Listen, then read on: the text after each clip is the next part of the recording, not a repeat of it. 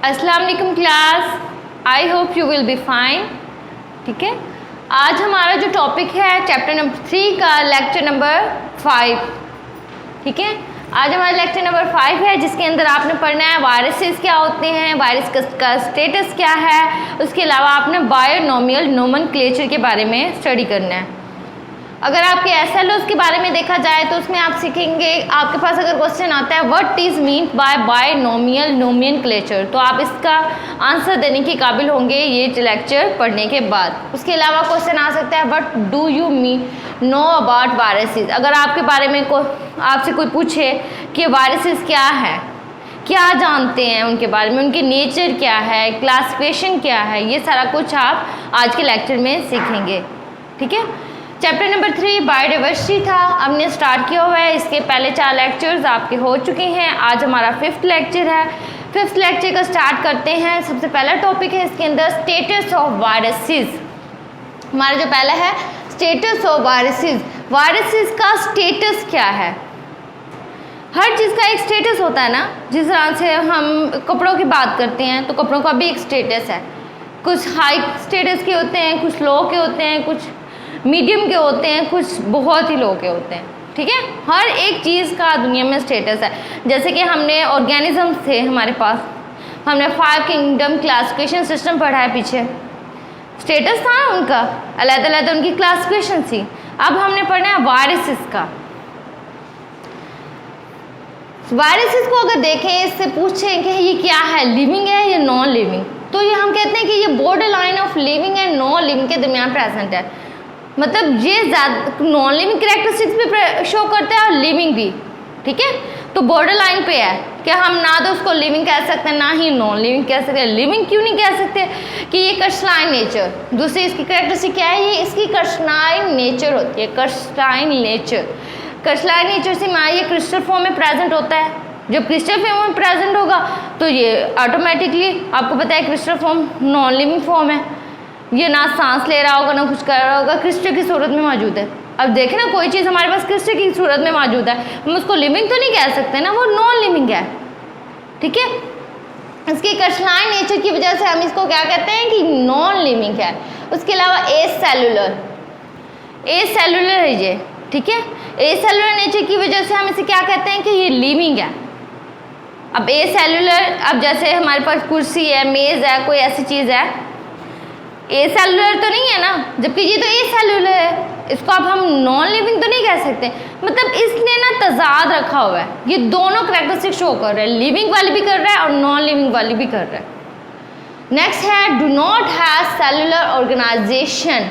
इसके अंदर cellular organisation वाली कैरेक्टरिस्टिक्स नहीं होती। ये सेलुलर ऑर्गेनाइजेशन जिस तरह सेल ऑर्गेनाइज होते हैं वैसा ये कुछ नहीं करता। हमने चैप्टर नंबर 1 में पढ़ा था कि सेल हमारे पास ऑर्गेनाइज होके ऑर्गेनली बनाते हैं, टिश्यू बनाते हैं, ये सारा जो हमने पढ़ा था, इसके अंदर सेलुलर ऑर्गेनाइजेशन है ही नहीं सरे से।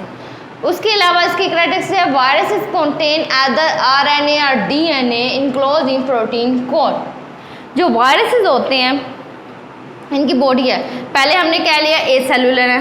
ठीक है, सेलुलर ऑर्गेनाइजेशन है नहीं इसके अंदर, तो ये किस पर मुश्तमिल होते हैं? अक्सर क्वेश्चन आता है जब ये लिविंग है तो ये कौन सी चीज़ों पर मुश्तमिल है, तो हम कहते हैं कि ये या तो RNA पे मुश्तमिल होंगे या DNA पे।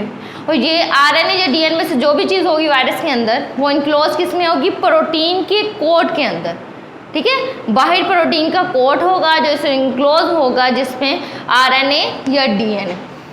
Reproduce in living cell. हमने रिप्रोडक्शन के कितने सारे मेथड पढ़े हैं, आपकी बुक में कुछ थोड़े से पढ़े हैं, कुछ बाद में आप पढ़ेंगे। रिप्रोडक्शन जो होती है तादाद का बढ़ना, किसी नस्ल का बढ़ने को हम रिप्रोडक्शन के नाम से कहते हैं। लेकिन हमारे पास वायरसेस की ये भी अलग ही खसूसियत है कि ये खुद रिप्रोड्यूस नहीं हो सकते। इनके पास अल्लाह ताला ने ऐसा सिस्टम नहीं दिया कि ये खुद ब खुद रिप्रोड्यूस हो सकें, क्योंकि इनके अंदर मशीनरी तो प्रेजेंट ही नहीं है ना जिसके ज़रिए ये रिप्रोड्यूस होंगी। इनके अंदर तो सिर्फ RNA या DNA प्रेजेंट है।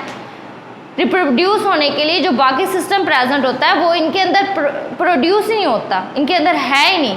तो ये क्या करते हैं, जब ये किसी दूसरे जानदार के अंदर इंटर होते हैं तो उसके बाद उसकी बॉडी के अंदर ये अपनी रिप्रोडक्शन करते हैं। उनकी जो सिंथेटिक मशीनरी होती है वो यूज़ करते हैं और फिर वो अपने तादाद बढ़ाते हैं। जैसे कि अक्सर हमारे घर में कोई चीज़ नहीं होती, अक्सर लोगों के घर ओवन नहीं होता ना, तो फिर वो क्या करते हैं, उन्होंने केक बनाना होता है तो साथ वालों के घर जाते हैं, उनका यूज़ करते हैं।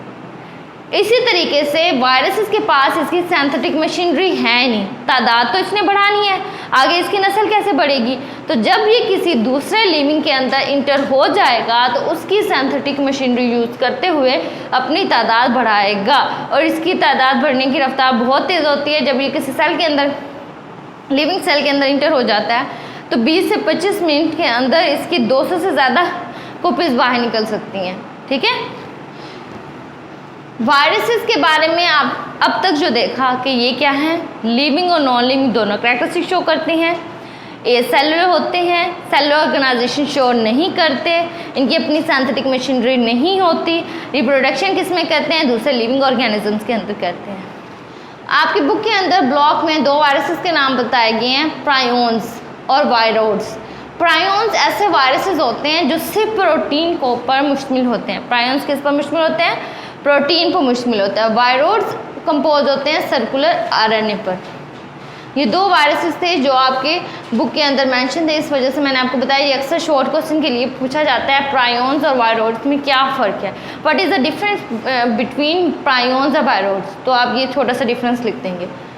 अगर इसकी हम बात करेंगे वायरसेस को कौन सी किंगडम, हमने क्लासिफिकेशन में 5 किंगडम पढ़े हैं ना, 5 किंगडम लास्ट आपके लेक्चर में 5 किंगडम पढ़े हैं। तो ये किस किंगडम में रखे जाएंगे, इस जितने भी आपने पढ़े थे क्लासिफिकेशन में ग्रुप्स, उनमें ये सूटेबल नहीं है, इसीलिए इसको अभी तक किसी किंगडम में नहीं रखा गया, क्योंकि इसकी कैरेक्टरिस्टिक्स चेंज है दूसरों से। ये इंक्लूड नहीं होते 5 किंगडम क्लासिफिकेशन सिस्टम के अंदर। ठीक है, ये हमारे पास है वायरसेस के बारे में।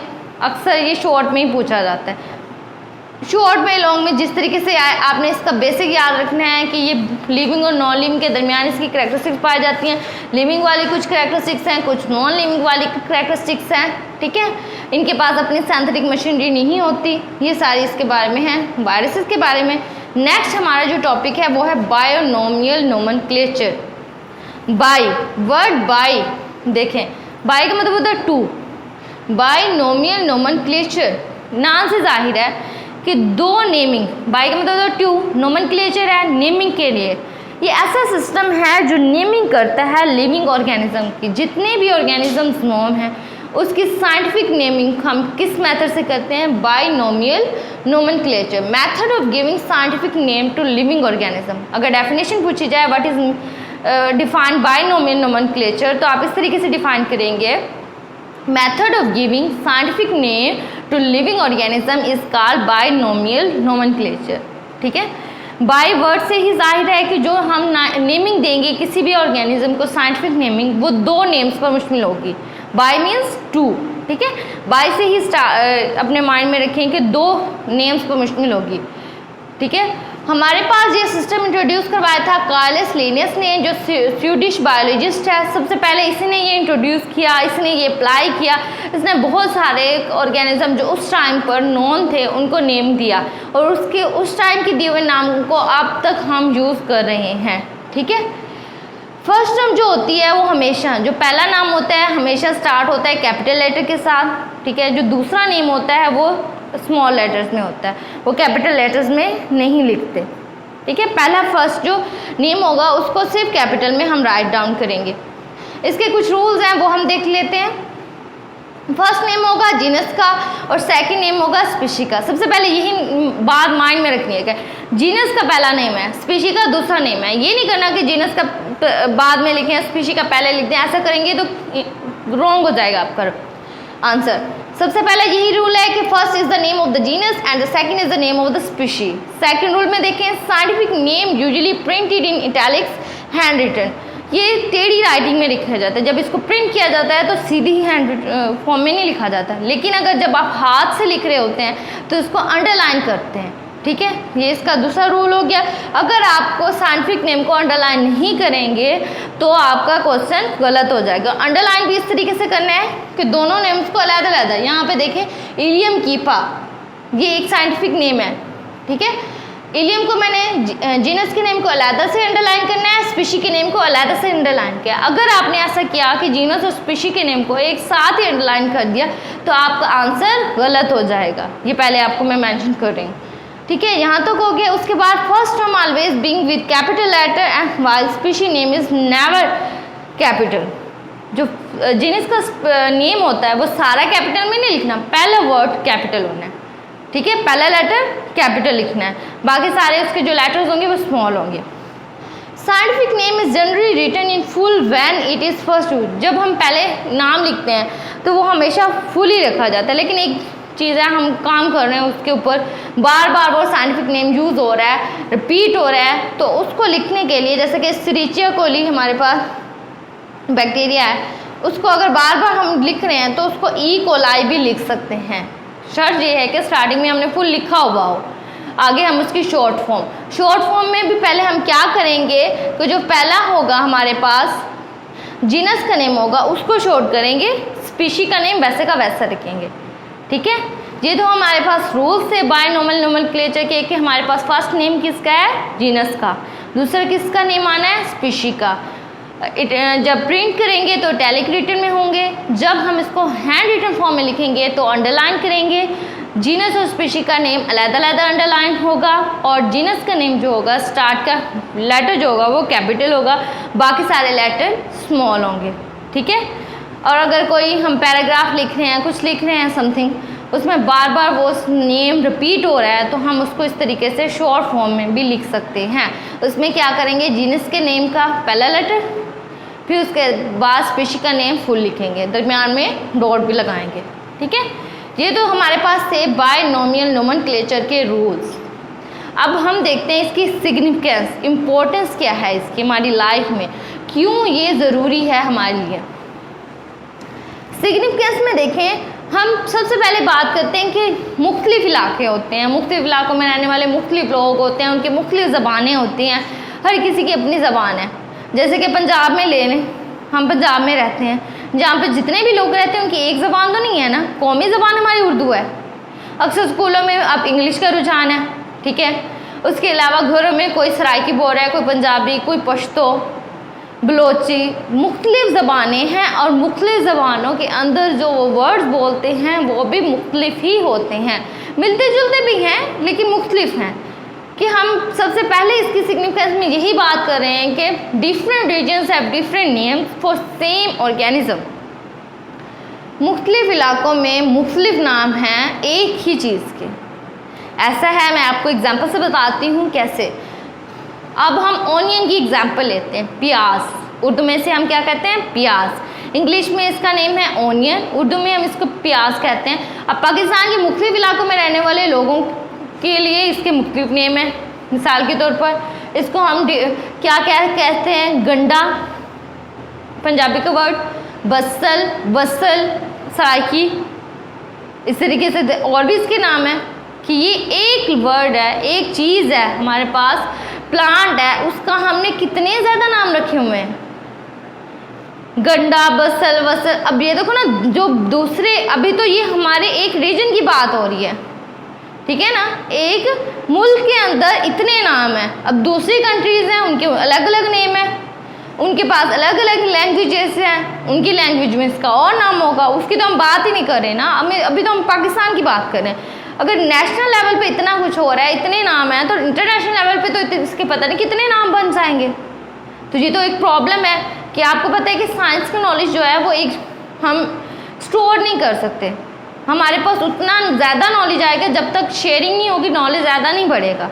तो नेशनल इंटरनेशनल लेवल पे जो वर्किंग होती है उसके लिए तो ये प्रॉब्लम है।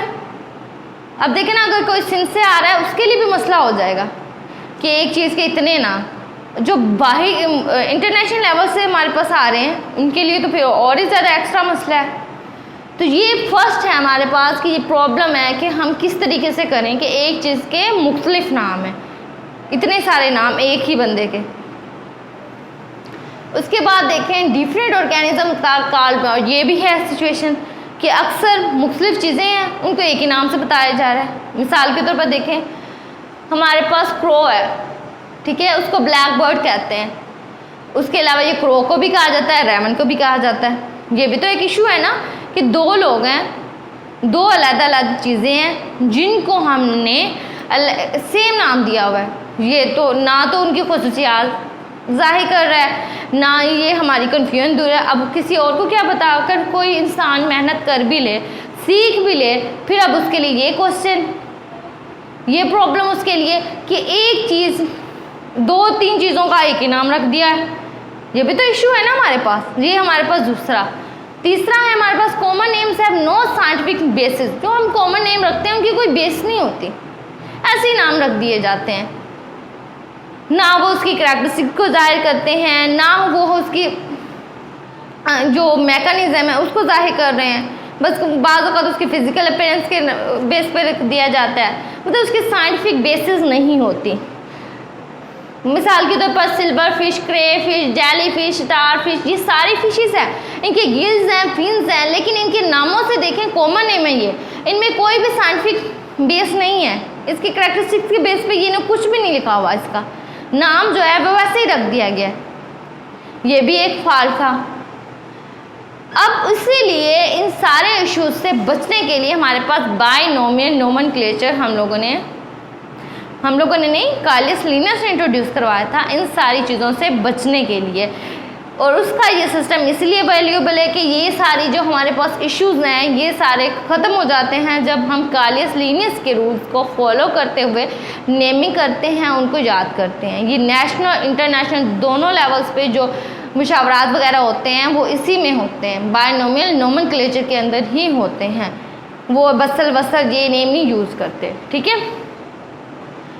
इस सिस्टम की इतने ज़्यादा मतलब तरक्की मिली कि ये अब तक यूज़ हो रहा है, ठीक है। ये नेशनल लेवल पे भी होता है, इंटरनेशनल लेवल पे जो हमारे मीटिंग्स वगैरह होती हैं उसमें यही चीज़ यूज़ होते हैं, इसलिए ये बहुत ज़्यादा फैला हुआ है ये सिस्टम। यहाँ पे कुछ कॉमन नेम्स हैं और वो साइंटिफिक नेम दिए गए हैं। कॉमन नेम देखें onion, scientific name allium cepa, starfish asterias rubens, scientific name house crow, उसका साइंटिफिक नेम है कॉर्बस प्लैंडस। ये कुछ आपकी बुक में मेंशन थे, कॉमन नेम और साइंटिफिक नेम मैंने मेंशन कर दिए, ये आपने नेम याद करने हैं। और साथ में ये भी देख लें, मेंशन कर लें कि जो फर्स्ट जीनस का नेम है उसका पहला लेटर कैपिटल है, बाकी सारे स्मॉल है, और दोनों को अंडरलाइन अलग-अलग किया हुआ है। ये मिस्टेक ना हो, अक्सर बच्चे करते हैं कि दोनों को एक साथ अंडरलाइन करते हैं, नहीं करना ऐसा, क्योंकि साइंटिफिक नेम दो नेमों पर विश्व मिला है, जीनस और स्पीशी का। ये चीज़ माइंड में रखनी है, ठीक है। आपने ब्रेनस्टॉर्मिंग में आपके पास क्वेश्चन है in which kingdom do you put viruses, और दूसरा क्वेश्चन है what is the second name of binomial nomenclature. ये आपने क्वेश्चन का आंसर ढूंढना है। डायरी है आपकी चैप्टर नंबर 3 की page number 39 to 46। Okay class, stay home, stay safe, अल्लाह हाफिज़।